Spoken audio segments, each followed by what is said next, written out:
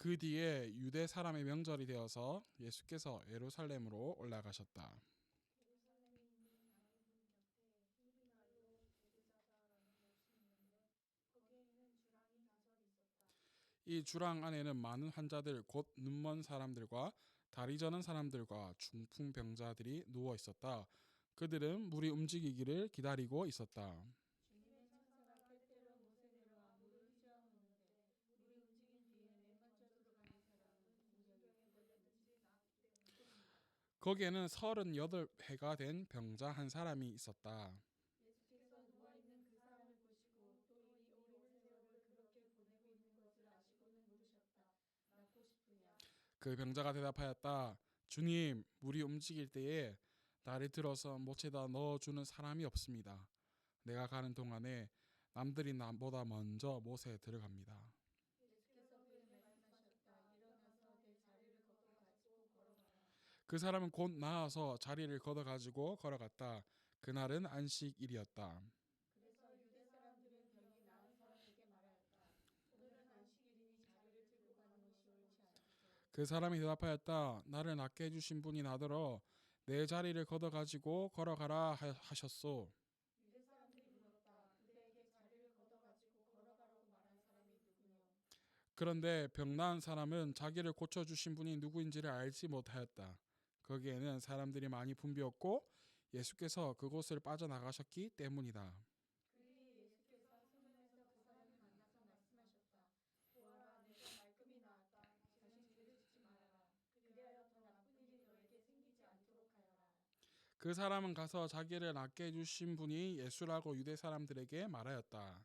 그 일로 유대 사람들은 예수께서 안식일에 그러한 일을 하신다고 해서 그를 박해하였다. 그러나 예수께서는 그들에게 말씀하셨다. 내 아버지께서 이제까지 일하고 계시니 나도 일한다. 유대 사람들은 이 말씀 때문에 더욱더 액수를 죽이려고 하였다. 그것은 예수께서 안식일을 범하셨을 뿐만 아니라 하나님을 자기 아버지라 불러서 자기를 하나님과 동등한 위치에 놓으셨기 때문이다. 아멘.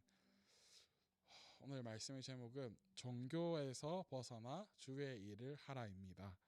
드디어 요한복음 5장을 들어갔어요. 네. 근데 오늘 성경에 있는데 여러분들의 목소리가 커서 너무 좋아요. 성경에 있는 목소리가. 주일에는 사무하고 둘이 있어서 또 사무가 또 개역 개정을 읽어가지고 이게 헷갈렸어.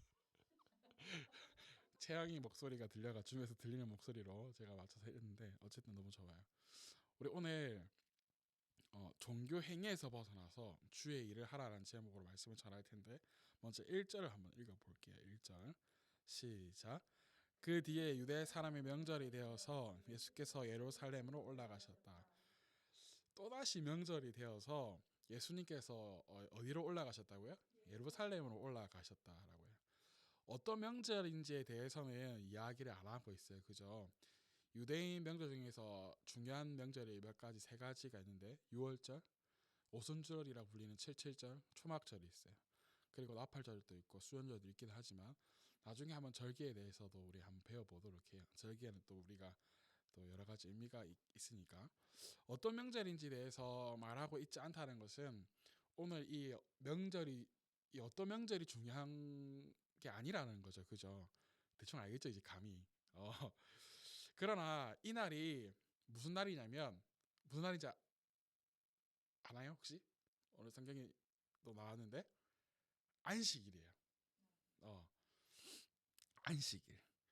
유대인의 명절이 되면 수많은 이들이 모인다는 것도 우리가 잘 알고 있죠. 특별히 예루살렘은 성전이 있는 중심 중에서 중심지예요. 우리가 잘 알고 있는 것처럼. 우리 2절과 3절을 한번 읽어볼까요? 시작. 예루살렘에 있는 양의 문 곁에 히브리 말로 베드자다라는 못이 있는데 거기에는 주량이 5 있었다. 이 주랑 안에는 많은 환자들 곧 눈먼 사람들과 다리 저는 사람들과 중풍병자들이 누워 있었다. 그들은 물이 움직이기를 기다리고 있었다. 자, 여기 보니까 그 유대인의 명절, 특별히 안식일 더 많은 인파들이 많이 모였겠죠, 그죠? 그런데 이 예루살렘 올라가는 도중에 양의 문 곁에 있는 베드자라는 못이 있었다라고 얘기해요. 양의 문은 말 그대로 양들이 드나드는 문을 말하는데 베드자다라고 나오니까 우리가 성경을 그동안 읽었던 사람들도 이것이 뭐지 하는 사람들이 있을 수도 있어요. 베드자다라는 못은 우리 개역 개정에 보면 베데스다 연못이에요. 베데스다 연못. 근데 오늘 세 번역에서는 베드자다라고 해놔서 우리가 어떤 연못인지 잘 헷갈릴 수도 있는데 원래 이 연못은 베데스다 연못이에요.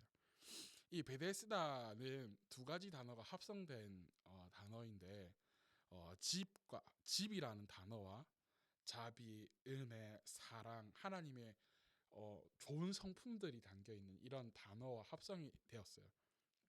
그래서 이 베데스다 연못은 우리 주로 자비의 집이라고 해석을 해요. 특별히 이 자비의 집 베데스다 연못에 어떤 사람들이 지금 모여 있는데 3절에 보니까 환자들이 모여 있죠. 환자들. 3절에 보면 이 세 가지 종류의 환자들을 특별히 나열해 놨어요. 수많은 병자들이 있지만 그 중에서 눈먼 자들, 다리 저는 자들, 중풍병자. 특별히 이 세 가지 환자들의 특징이 있어요. 뭐냐면 누군가의 도움이 없으면 들어가지 못하는 사람들인 거죠. 그런데 특별히 우리 한번 4절도 한번 읽어볼까요? 시작. 주님의 천사가 때때로 모세에 내려와 물을 휘저어 놓는데 물이 움직인 뒤에 맨 먼저 들어가는 사람은 무슨 병에 걸렸든지 나았기 때문이다. 우리 3절 하반절에도 보니까 이 환자들이 기다리고 있는 게 있었어요. 뭘 기다리고 있었냐면 3절 하반절에 읽어보면 물이 움직이기를 기다리고 있었어요. 특별히 기다리는 이유, 물이 움직이기를 기다리는 이유가 무엇이냐면 물이 움직일 때 맨 먼저 그 물에 들어가는 사람이 그 병이 나았다라고 믿었기 때문이에요. 여러분, 신앙이 잘못되면 잘못된 미신들이 생겨나게 돼요. 종교 행위들, 의식들. 지금 어쨌든지 간에 이러한 것들 때문에 흘러나오는 신학 이런 이야기 때문에 수많은 이들이 물이 움직이기만을 기다리고 있었어요. 왜? 제일 먼저 들어가야 하니까. 그래서 이 환자들이 참 슬픈 이야기인데 항상 옆 사람과 경쟁을 해야 되는 거예요. 왜? 제일 먼저 들어가야 되니까. 인생의 절망의 끝에 있는 이 모든 이들이 또 특별히 이 자비의 집이라 불리는 곳에 모인 이들이 서로 경쟁하는 그것도 다 같은 처지에 있는 사람들끼리 그런 상황이 있다는 거죠. 근데 특별히 예수님께서 지금 어디로 올라가시죠? 예루살렘으로 올라가시는데 유대의 귀한 명절이에요. 그리고 안식일이에요. 그럼 어디를 먼저 들려야 될까요? 성전을 가야겠죠. 그냥 오늘 특별히 예수님께서 제일 먼저 성전을 향해 가신 것이 아니라 성전을 방문하신 것이 아니라 가장 고통받는 사람들, 인생의 절망 끝에 있는 사람들에게 먼저 찾아가셨다라는 거예요. 이 연못가에 있는 사람들은 물만 움직이면 그 안에 먼저 들어가려고 하기 때문에 경쟁을 하면서 살아가는 사람들, 같은 아픈 처지에 있으면서도 아픈 환자이면서 사람들을 온전히 보지 못하는, 그러니까 사람들을 사람으로 보고 사랑의 대상으로 바라봐야 되는데 그런 대상으로 바라보지 못하고 경쟁의 대상으로만 바라보는, 근데 혼자서도 들어가지 못하는 인생들이, 이런 불쌍한 인생을 살아가는 자에게 예수님께서 먼저 찾아가셨다라는 거예요. 수많은 환자들이 이곳에 모여있기 때문에 여러분 생각해 보세요. 환자들이 모여있는 병원이라든지 요양원이라든지 기쁜 마음으로 가기가 참 힘들어요. 이게 무슨 말이냐면 시각적으로나 후각적으로나 사람들에게는 가고 싶은 공간이 아니에요. 중풍병자도 모여 있어요. 다리 저는 사람도 모여 있어요. 온갖 병자들이 모여 있어요. 시각적으로 볼 때에도 불쾌해요. 후각적으로 냄새도 그렇게 썩 좋지는 않을 거예요. 그곳에 지금 누가 가셨냐면 예수님께서 먼저 가셨다라는 거예요. 우리 주님의 따뜻한 사랑을 여기서 볼 수 있죠. 주님의 은혜가 여기에 있는 거예요. 5절부터 7절까지도 한번 읽어볼게요. 5절에서 7절 시작. 거기에는 38회가 된 병자 한 사람이 있었다. 예수께서 누워있는 그 사람을 보시고 또 이미 오랜 세월을 그렇게 보내고 있는 것을 아시고는 물으셨다. 낫고 싶으냐? 그 병자가 대답하였다. 주님, 물이 움직일 때에 나를 들어서 못에다 넣어주는 사람이 없습니다. 내가 가는 동안에 남들이 나보다 먼저 못에 들어갑니다. 여기 보니까 38회 38년 동안 병을 앓고 있는 병자 한 사람이 등장을 해요. 오늘의 또 주인공 아닌 주인공이 등장하는데, 예수님께서 이 사람을 6절에 보니까 보시죠. 보시고서는 이미 너무나도 오래된 병을 앓고 있기 때문에 손을 댈 수 없는 거예요. 이 사람이 38년 동안 앓으면서 좋은 의원을 안 찾아갔겠어요? 좋은 약이란 약은 안 먹어봤겠어요? 여러분, 건강을 되찾기 위해서는 가난한 사람들도 어떻게 해서든 좋은 것을 찾아서 노력을 해요. 이 38년 동안 이 병을 앓고 있는 환자가 노력을 안 했을까요? 노력을 하다가 안 되어서 베데스다 연못에 들어가면 나을 수 있다는 그 자그마한 희망을 가지고 지금 여기 앉아 있는 거예요. 그 환자를 지금 예수님께서 보시죠. 특별히 예수님께서 물어보세요. 낫고 싶으냐고. 6절에 보니까 마지막에 낫고 싶으냐라고 물어보세요. 당연한 질문을 예수님께서 하시잖아요. 그렇죠? 약 올리는 것도 아니고 낫고 싶으냐라고 물어보는데, 더 웃긴 것은 7절에 있는 병자의 말이에요. 병자의 대답. 낫고 싶으냐라고 물어본다면 네, 낫고 싶습니다 라고 하는 것이 정상적인 대답이에요. 그죠? 그래서 네, 낫고 싶습니다 대답을 하면 될 텐데, 뭐라고 대답해요? 나를 넣어줄 사람이 없다라고. 이 사람에게는 그동안 너무나도 많은 상처, 엄청난 절망에 빠져 있었다는 것을 우리가 볼 수 있어요. 그래서 내가 낫고 싶다라는 말조차 하지 못하는 그런 절망에 빠진 자라는 거예요. 그런데 이 사람에게 예수님 찾아오셨어요. 그죠? 이 사람이 믿음이 좋아서 오늘 낫나요? 아니에요, 여러분. 이 사람의 믿음과 전혀 관계없이 예수님께서 이 사람에게 병을 낫게 해주시는데, 특별히 우리 예수님은 우리의 아픔을 아시고 다가오셔서 단순히 문제만 해결해 주시는 것이 아니라 그가 필요한 진정한 위로를 해주시는 거예요. 우리 예수님은. 여러분들이 믿고 있는 그 예수님께서는 여러분들의 각자의 문제를 알고 계시고 여러분들의 꼭 필요한 문제를 해결하시기 위한 위로를 여러분들에게 주신다는 것을 꼭 기억하시기를 바라요. 수많은 사람들이 있었지만 아무도 물에 넣어주지 않는, 그러한 사람이 없는, 그래서 그저 물만 바라보고 있는 그에게 찾아오시는 거예요. 8절을 한번 읽어봅시다. 시작. 예수께서 그에게 말씀하셨다. 일어나서 내 자리를 걷어가지고 걸어가라. 8절까지요. 주님께서 일어나서 걸어가라고 말하십니다. 일어서다라는 이 단어는요, 부활을 뜻하는 단어와 동일하게 써요. 그래서 이 사람은 예수님을 만나서 새로운 인생, 그의 부활절이 시작된 것과 다른 없는 거예요, 여러분. 새로운 부활이 된 거죠. 어떻게 보면 우리가 예수님을 만난다는 것은 우리의 작은 부활이 생긴 거예요. 그래서 새로운 인생을 살아간다라고 말하죠. 그렇기 때문에 믿음은 다시 일어나서 걸어가는 것을 말해요. 그래서 믿음 생활을 한다고 하면서 걸어가지 못한다라면 우리를 점검해 봐야 되는 거예요. 내가 어디 병든 곳은 없는지, 나는 건강하다고 생각하지만 내 속에 나도 모르는 병이 있지 않는지 늘 점검해 봐야 된다는 거예요. 우리 9절도 한번 읽어봅시다. 그 사람은 곧 나아서 자리를 걷어 가지고 걸어갔다. 그날은 안식일이었다. 38년 동안 절망 속에 있던 자에게 기적이 일어나죠. 예수님의 말씀대로 일어나 걷게 되었어요. 저도 걷는다라는 것은요, 저에게는 정말 큰 기쁨이에요. 왜냐하면 저는 어릴 때 걷지 못할 뻔했어요. 제가 여러 번 이야기했지만 어렸을 때 어느 날부터 다리를 절뚝절뚝 걸으면서 집에 돌아오는 거예요.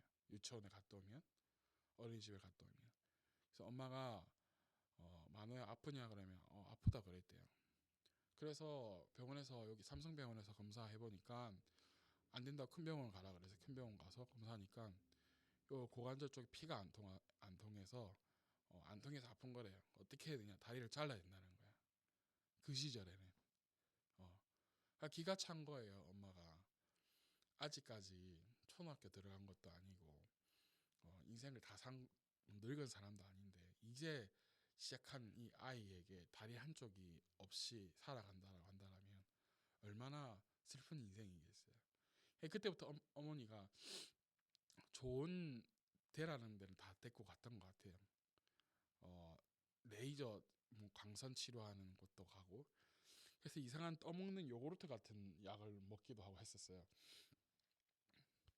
그런데 어머니가 이것도 안 되고 저것도 안 되니까 이제 최후에 보는 거죠. 기도를 하기 시작하신 거예요. 새벽 기도를 나가시고 저를 업고 나가시고, 지금도 그 교회가 있어요. 동업으로 넘어가는 길에 남산교회가 있는데 언덕 위에 있어요. 산에 있는데 집에서 거기까지 가려면 한 20분에서 30분 정도 걸어가면 되는데 항상 거기를 교회를 놀러 다녔었어요. 어느 날 제가 쫄뚝쫄뚝 걸으면서 교회 올라와서 놀려고 했는데 목사님이 보고 만호야 괜찮냐 하니까 엄마가 기도해줘서 나왔어요 라고 했대요. 쩔뚝쩔뚝 거리면서 왔는데도. 근데 그 말하고 뒤돌아서 가는 순간 다리를 절지 않더래요. 그 이후로 두 다리를 걷고 하고 있죠. 뭐 지금도 많이 걸으면 아프기는 하지만 어쨌든 걷는다라는 그 기쁨, 이 38년 된 병자의 마음이 어떤 마음인지 조금은 저는 이해할 수 있을 것 같아요. 우리 한 10절도 한번 읽어봅시다. 시작. 그래서 유대 사람들은 병이 나은 사람에게 말하였다. 오늘은 안식일이니 자리를 들고 가는 것은 옳지 않소. 그런데 시비를 거는 사람이 있었어요. 안식일이라 자리를 들고 가는 것이 옳지 않다라고 말하면서 말이죠. 아니 38년 동안 병들어 누워 있는 사람에게 안식일이라고 일어나지 못한다는 게 말이 돼요? 여러분, 안식일이 뭐예요 도대체? 안식일은요, 나를 위해서 계획하는 날이 아니에요. 하나님께 모든 것을 맡기는 날이에요. 안식일은 생명과 기쁨과 한의가 있는 날이에요. 그런데 이 안식이 에덴 동산의 죄로 깨어졌어요. 그래서 이 땅에는 진정한 안식이 없어요, 여러분. 유대인들에게 있어서 이 안식일에 하지 말아야 될 것이 몇 가지나 있는 줄 아세요? 39가지나 했어요. 유대인들에게는 이것을 지키는 것이 굉장히 중요히 여겨요. 그런데 이 중요한 것은요, 무엇이냐면 생명을 살리는 일보다 이러한 것들이 위에 있어서는 안 된다라는 거예요, 여러분. 지금 38년 된 병자가 새로운 부활, 새로운 희망, 일어섰는데 특별히 이름을 밝히지 않고 병명을 밝히지도, 그 38년 된 병자라고 이야기한 것은 우리에게 너무나도 와 닿잖아요. 38년 동안 앓고 있었는데 안식일이라고 다시 앉으라고 하는 거야. 38년 동안 아무도 나를 베데스다 연못, 그 사람들이 나를 연못에 던져주지도 않았는데 예수님께서 일으켜 세워주셨는데 다시 앉으라고 하는 거야. 안식이라고. 유대인들은 지금도 이 안식일을 그렇게 지켜요. 딱 이 안식이 시작되는 시간 되면 5분 안에 모든 시장이 다 문 닫고 훅 사라지고, 그리고 엘리베이터도 타는 것도 금지되어 있어요. 그래서 건물에 가면 안식일에만 전용으로 탈 수 있는 엘리베이터가 있어. 그 위에 것은 타면 안 돼. 그만큼 지금처럼 안식일을 그렇게 지킨다고요. 율법주의죠 이게. 자, 특별히 병을 앓고 있는 이 환자의 이름을 밝히지 않고 38년 된 연수를 밝히고 있는 이유가 한 가지가 있어요. 근데 이것이 맞다라고 다 할 수는 없지만 제가 묵상하면서 생각해 보게 되었는데 한번 여러분들 따라가 보실래요? 신명기 2장을 한번 펼쳐보세요. 신명기 2장 14절입니다.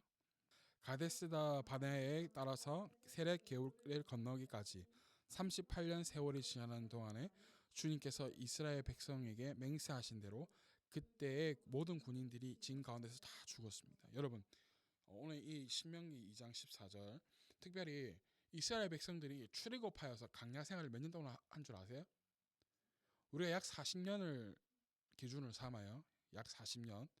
그런데 출애굽해서 이스라엘 백성들이 하나님께 계명을 받는, 십계명을 받기까지 걸린 시간이 몇 년인지 아세요? 2년.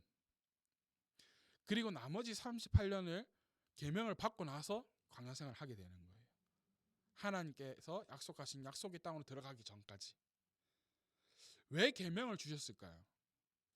약한 자를 돌아보고 하나님을 사랑하고 이웃 사랑하고 또 하나님의 자녀로서 가나안 땅에 들어갈 사람으로 훈련을 해야 될 지침이었단 말이야. 이 계명이. 그런데 이것이 종교적인 가열이 되어서 어떻게 됐어요? 율법주의가 되어져 버리고 말았어요. 그 중에 제일 심하게 변질된 것이 무엇이냐면 안식일이었어요. 긴 광야 생활 가운데서도 이것을 깨닫지 못하고 율법주의자들이 된 거예요. 38년 동안 광야 생활을 하면서도 이스라엘 백성들은 이러한 것을 깨닫지 못한 거예요. 그런데 오늘 38년 동안 병을 앓고 있는 자가 안식일에 낫고 있는데도 깨닫지 못하는 이스라엘 백성들이 무지함이 여기서 드러나는 거예요.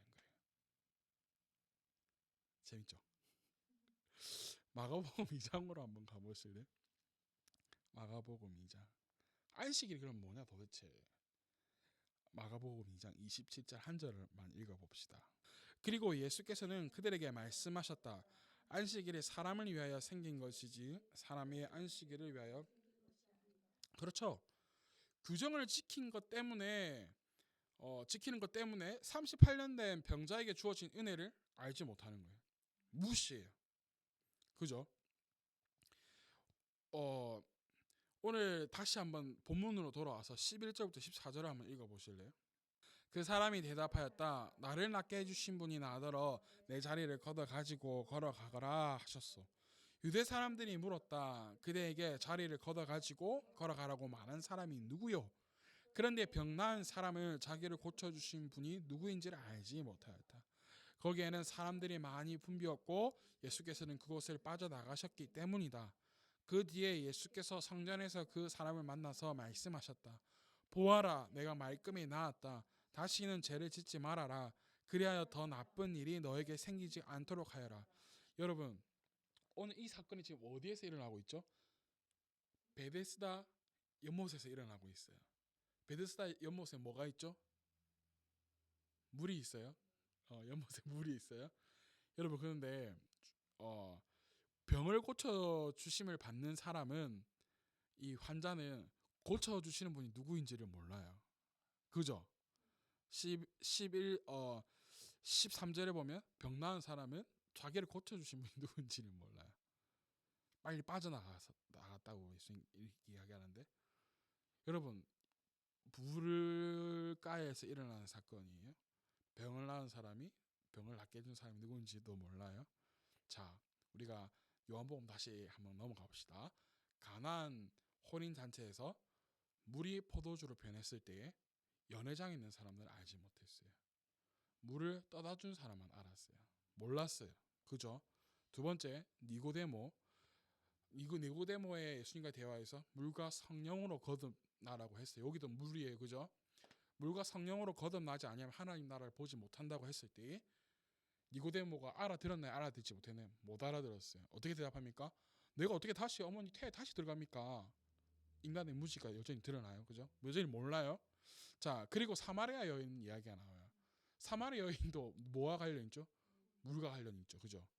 근데 내가 그 샘물이다라고 하는데 여인이 깨닫냐 깨닫지 못해요. 처음에 깨닫지 못했어요.